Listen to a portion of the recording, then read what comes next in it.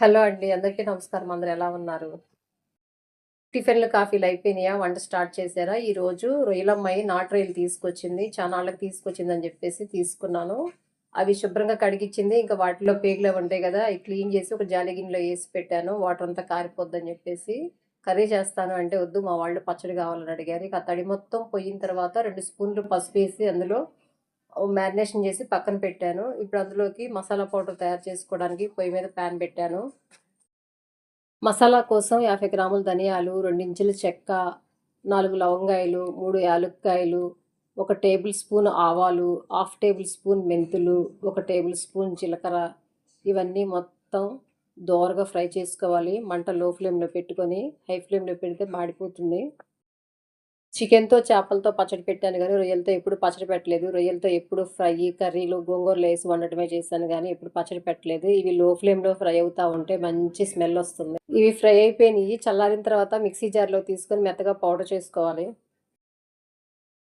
చేపలు గానీ, చికెన్ గానీ నేను ఉడకపెట్టి ఫ్రై చేసింది లేదు. డైరెక్ట్‌గా ఆయిల్‌లో ఫ్రై చేశాను. అలాగే ఈ రొయ్యలు కూడా అలాగే ఫ్రై చేస్తున్నాను. ఈ రొయ్యలు ఫ్రై అవ్వటానికి పావు కేజీ నూనె కావాలి.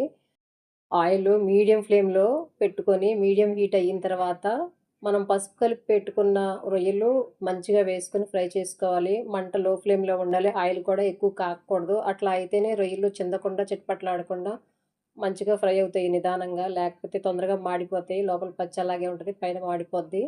ఇవి చాలా నిదానంగా ఫ్రై అవ్వాలి. రొయ్యల కర్రీ అయితే ఉడకబెట్టందే నేను కర్రీ చేయను. కానీ పచ్చడికి మాత్రం డైరెక్ట్‌గా నూనెలో ఫ్రై చేస్తున్నాను. ఇవి లో ఫ్లేమ్‌లో పెట్టుకొని నిదానంగా కదుపుతూ ఫ్రై చేసుకోవాలి. అప్పుడే మంచిగా ఫ్రై అవుతాయి. ఇందులో ఉప్పు వేయలేదు. ఉప్పు వేస్తే వాటర్ వచ్చేసి ఉడుకుతాయి. తొందరగా ఫ్రై అవ్వవు. అందుకని చెప్పేసి నేను ఉప్పు వేయలేదు. ఇవి మంచిగా ఫ్రై అయిపోయినాయి. గోల్డెన్ బ్రౌన్‌లోకి వచ్చేస్తున్నాయి. మరీ డీప్ ఫ్రై కాకూడదు.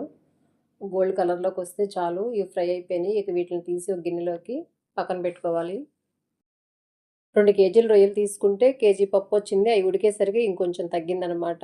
చిట్టి రొయ్యలు గదా! ఉడికేసరికి మరి కొంచెంగా కనిపిస్తున్నాయి. బాగా ఫ్రై అయిపోయినియి. ఇవి మొత్తం గిన్నెలోకి తీసుకోవాలి. ఇవి ఉడకబెట్టి ఫ్రై చేస్తే వాటరంతా ఇనికిపోయి చప్పగా అయిపోతాయి. అందుకని జెప్పేసి డైరెక్ట్‌గా నూనెలో ఫ్రై చేశాను. ఇప్పుడు అయి మొత్తం తీసేసిన తర్వాత మిగిలిన నూనెలో 4, 5 పచ్చిమిరపకాయలు, ఒక గుప్పెడు వెల్లుల్లిపాయ రెబ్బలు యేసుకొని దోరగా ఫ్రై చేసుకోవాలి. మంట మాత్రం లో ఫ్లేమ్‌లోనే పెట్టుకోవాలి. హైలో కాకుండా.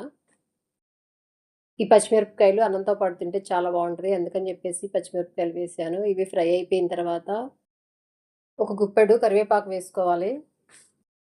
కరివేపాకు చిటపటలాడుతున్నప్పుడు మనం గ్రైండ్ చేసి పెట్టుకున్న మసాలా పౌడర్ ఉంది గదా! అది మొత్తం వేసుకొని కలుపుకోవాలి. కరివేపాకు, వెల్లుల్లి ఫ్రై అవుతుంటే మంచి స్మెల్లొస్తుంది. ఇదిగోండి మసాలా పౌడర్ మొత్తం వేసుకొని కలుపుకోవాలి. ఇది మాడిపోకుండా త్వరగా కలుపుకోవాలి. త్వరగా కలుపుకున్నాక మనం ఫ్రై చేసి పెట్టుకున్న రొయ్యలు ఏవైతే ఉన్నాయో అవి కూడా వేసేసుకొని మొత్తం కలుపుకొని పొయ్యి ఆఫ్ చేసుకోవాలి.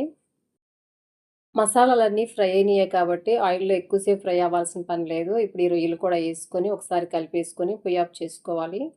పొయ్యి ఆఫ్ చేసుకున్న తర్వాత ఇందులోకి కారం యేసుకోవాలి. ఒక 150 గ్రాములు కారం యేసుకోవాలి. నేను ఒక చిన్న గ్లాస్‌తో కొలుచుకున్నాను. గ్లాసున్నర కారం పట్టింది.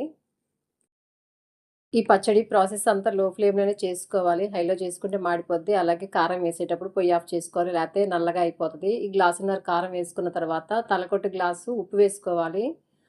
కొంతమంది ఉప్పు తక్కువ తినేవాళ్ళైతే ముప్పావు గ్లాస్ వేసుకుంటే సరిపోతుంది. ఈ కారం వేసిన తర్వాత ఒక స్పూన్ పసుపు వేసుకొని మొత్తం ఒకసారి కలుపుకోవాలి. ఆయిల్ వేడిగా ఉన్నప్పుడే ఇవి మొత్తం ఒకసారి కలిపేస్తే ఈ ఫ్లేవర్స్ అన్నీ రొయ్యలు బాగా పీల్చుకొని తినేటప్పుడు మంచి టేస్ట్ వస్తది. ఇది బాగా కలుపుకొని పక్కన పెట్టుకున్న తర్వాత ఇప్పుడు పొయ్యి మీద ఒక బాండీ పెట్టుకొని అందులోకి ఒక 50 గ్రాముల ఆయిల్ వేసుకొని 2 స్పూన్లు అల్లం వెల్లుల్లిపాయ పేస్ట్ వేసి పచ్చి వాసన పోయేంత వరకు ఫ్రై చేసుకోవాలి. ఇది మంచిగా ఫ్రై అయిపోయిన తర్వాత స్టవ్ ఆఫ్ చేసుకోవాలి. స్టవ్ ఆఫ్ చేసుకొని మనం కలిపి పెట్టుకున్న పచ్చడి ఇందులో వేసుకొని ఈ అల్లం వెల్లుల్లిపాయ పేస్ట్ ఫ్లేవర్ ఆ పచ్చడికి ముక్కలకి పట్టేటట్టు మొత్తం ఒకసారి కలుపుకోవాలి. అల్లం వెల్లుల్లిపాయ పేస్ట్ ఇందాక బాండీలో వాటితో పాటు ఫ్రై చేసుకోవచ్చు. కాకపోతే మనం రొయ్యలు ఉడకబెట్టలేదు గదా! అవి ఉడికి అడుగున అంతా బాగా అంటుకొని ఉంటది. అప్పుడు అల్లం వెల్లుల్లిపాయ పేస్ట్ వేస్తే సరిగ్గా ఫ్రై అవ్వదు. ఈ ముక్కలకి, ఈ పచ్చడికి పట్టుకోదనమాట. కింద అంటుకుపోతుంది. అల్లం వెల్లుల్లిపాయ పేస్ట్ లాస్ట్‌లో వేస్తే మంచి ఫ్లేవర్ వస్తుంది. టేస్ట్ కూడా చాలా బావుంటుంది. అల్లం వెల్లుల్లిపాయ పేస్టు, పచ్చడి మొత్తం కలుపుకున్న తర్వాత లాస్ట్‌లో ఉప్పు వేసుకోవాలి. నేను గ్లాస్ ఉప్పుకి కొంచెం తగ్గించి వేశాను. ఎక్కువైతదేమో అని జెప్పేసి చాలకపోతే మళ్ళీ తర్వాత కలుపుకోవచ్చు అన్నట్టుగా. అలాగే కొంచెం చప్పగా అనిపిచ్చింది. ఇంకా మిగిలిన ఉప్పు గూడా కలిపేసాను. మొత్తానికి ఈ పచ్చడికి గ్లాస్ ఉప్పు పట్టింది కేజీ రొయ్యలకి. ఈ ఉప్పు రొయ్యలకు పట్టేలాగా మొత్తం కలుపుకోవాలి. ఎక్కడ ఉండలు లేకుండా కలుపుకొని చల్లారబెట్టుకొని పక్కన పెట్టుకోవాలి. చల్లారిపోతే ఈ పచ్చడిలోకి నూనె పైకి ఊరుతుందనమాట. అప్పుడు ఒక పెద్ద సైజు నిమ్మకాయలు 3 తీసుకొని రసం పిండుకొని ఇందులో కలుపుకోవాలి. కేజీ పచ్చడికి 3 నిమ్మకాయలైతే సరిపోతాయి. చిన్నవైతే 4 పడతాయి. ఈ 3 నిమ్మకాయలు పిండితే ఇంత జ్యూసొచ్చింది. ఈ జ్యూస్ మొత్తం ఇందులో కలుపుకొని ఆయిల్ మొత్తం పైకొచ్చేంత వరకు పక్కన పెట్టుకోవాలి. ఈ జ్యూస్ మొత్తం ముక్కలకు పట్టాలి. ఉప్పు, కారము, ఈ నిమ్మకాయ జ్యూసు మొత్తం బాగా కలిసిపోయి, ఊరిపోయి ఆయిల్ మొత్తం పైకొస్తది. అప్పుడు ఒక డబ్బాలోకి ఎత్తి పెట్టుకోవటమే. ఇంతేనండి రొయ్యల పచ్చడి. నాకైతే చాలా నచ్చింది. మా వాళ్ళకి కూడా చాలా నచ్చింది. చికెన్ కన్నా, చేపల కన్నా ఈ పచ్చడి చాలా బావుందన్నారు. టేస్ట్ అయితే బాగొచ్చింది. మొదటిసారి చేసినా చాలా బావుంది.